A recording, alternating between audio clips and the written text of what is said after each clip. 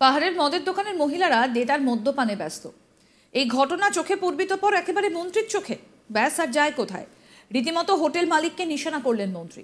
বললেন, আমি হোটেল মালিককে বলে দিয়েছি এখন থেকে আর কোনো মহিলা যেন হোটেলে মদ না খায়, কারণ এটাও আমাদের দেখতে হবে ওই মহিলা যদি মদ খেতে গিয়ে কোনো অঘটন ঘটে যায় তখন কি হবে।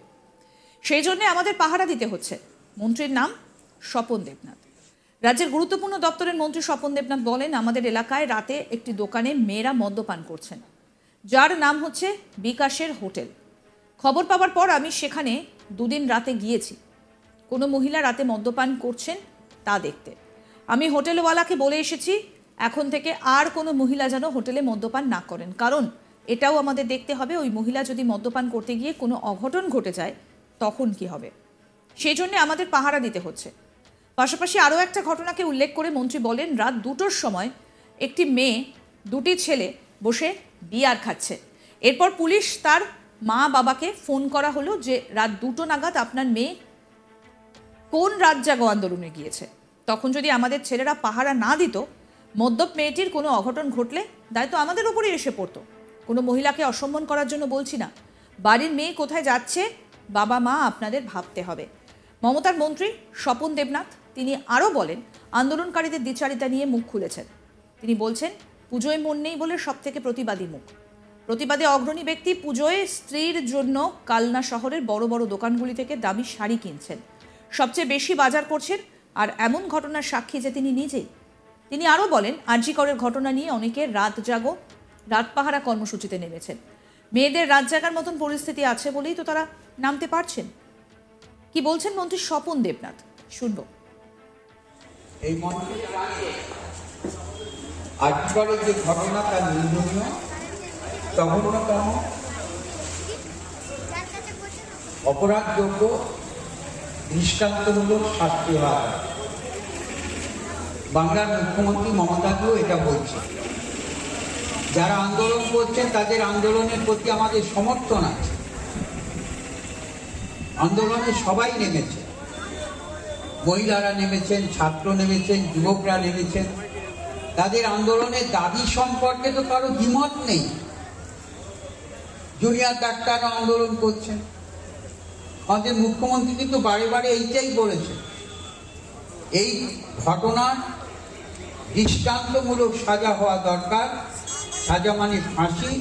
এ ব্যাপারে মুখ্যমন্ত্রী নিজে বলেছেন এবং তিনি এই আন্দোলনের প্রতি তার সমর্থন আছে। যথারীতি কেন্দ্রীয় সংস্থা সিবিআই তদন্ত করছে, যারা অপরাধী তাদের দৃষ্টান্তমূলক সাজা হোক মুখ্যমন্ত্রী চাইছে। কথাগুলো আমি কেন বলছিলাম, যে মায়েরা রাস্তায় নেমেছেন, কেউ রাত জাগো রাত পাহারা দাও, মায়েরা মিছিল করছেন। তা মায়েদের রাত 2টোর সময় 11টার সময় মিছিল করার মতো পরিবেশ আছে বলেই তো করতে পারছেন, এটা তো মানতে হবে। এটা তো অস্বীকার করে লাভ নেই। কিন্তু আমার বক্তব্য ছিল, আমার এলাকাতে আমি দেখেছি একটি দোকানে রাত্রিবেলা মেয়েরা মদ খেত, যার নাম হচ্ছে বিকাশের ঘর।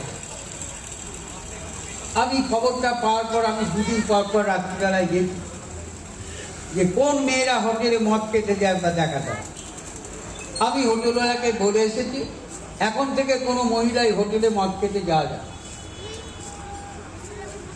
এটাও তো আমাকে দেখতে হবে। তাহলে ওই মহিলারা যদি মদ খেতে যায়, যদি কোনো অঘটন ঘটে যায় তখন কি হয়, সেজন্য আমাদের পাহারা দিতে হচ্ছে,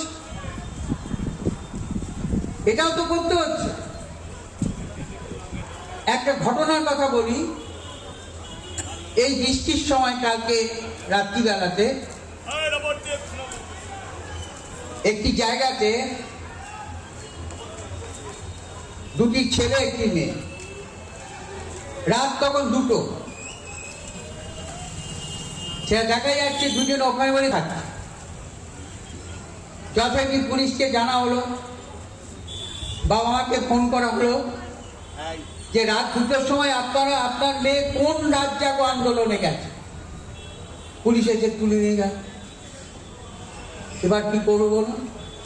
যে আমাদের ছেলেরা যদি না পাহারা দিত, তাহলে ওই মদ্যপ অবস্থায় মেয়েটা যদি কিছু হয়ে যেত, তাহলে তাই তখন তো আবার দায়িত্ব আমাদের করতো লোকে। এ কথাগুলো তো ভাবতে হবে। তাহলে বাড়ির কোনো মহিলাকে অসম্মান করার জন্য আমি বললাম না, কিন্তু এই ঘটনাগুলো অনেকে তো জানেন কিন্তু বলেন না, আমাকে বলতে হচ্ছে বাধ্য হয়ে, কারণ ওদের এই রাত্রিবেলাটা এখন আমাদের পাহারা দিতে হচ্ছে। আমাদের প্রতিনিধি সুজাতা মেহরা কি প্রতিবেদন তুলে ধরেছেন শুনবো। দেখো, রাত দখলে অংশগ্রহণকারী মেয়েদের নিয়ে মন্তব্য করে বিতর্কে এই মুহূর্তে দাঁড়িয়ে কিন্তু রাজ্যের মন্ত্রী স্বপন দেবনাথ। তার কথা মতো রাত্রি 2টোর সময় একটি মেয়ে নেশা করছিল, আর ওনারাই নাকি তাদের পাহারা দিচ্ছিলেন। মদ্যপ অবস্থায় মেয়েটার যদি কিছু হয়ে যায় তখন তো আবার তাদেরকেই দায়ী করবে লোকে, এমনটাই তার মতামত। তাই জন্য তাদেরকেই পাহারা দিতে হচ্ছিল, যাতে ওই মেয়েটি কোনো রকম সমস্যার মধ্যে বা কোনো বিরূপ পরিস্থিতির মধ্যে না পড়ে। কালনা নতুন বাস স্ট্যান্ডে একটি অনুষ্ঠানে যোগ দিতে গিয়ে বক্তব্য রাখছিলেন মন্ত্রী স্বপন দেবনাথ, এবং সেখানে কিন্তু আরজিকর কাণ্ডের প্রসঙ্গে এই মন্তব্য করেন রাজ্যের মন্ত্রী স্বপন দেবনাথ। তিনি আরও বলেন যে মেয়েরা রাস্তায় নেমেছেন, কেউ রাত জাগো, কেউ রাত পাহারা দাও কর্মসূচি নিয়ে মিছিল করেছেন। তো মেয়েদের এই যে রাত্রি 2টোর সময় 11টার সময় মিছিল করার মতো পরিবেশ আছে বলেই তো তারা মিছিল করতে পেরেছেন, রাস্তায় নামতে পেরেছেন। তিনি আরও বলেন যে তার এলাকাতে একটি দোকানে রাত্রিবেলায় মেয়েরা নেশা করছিল বা নেশা করে।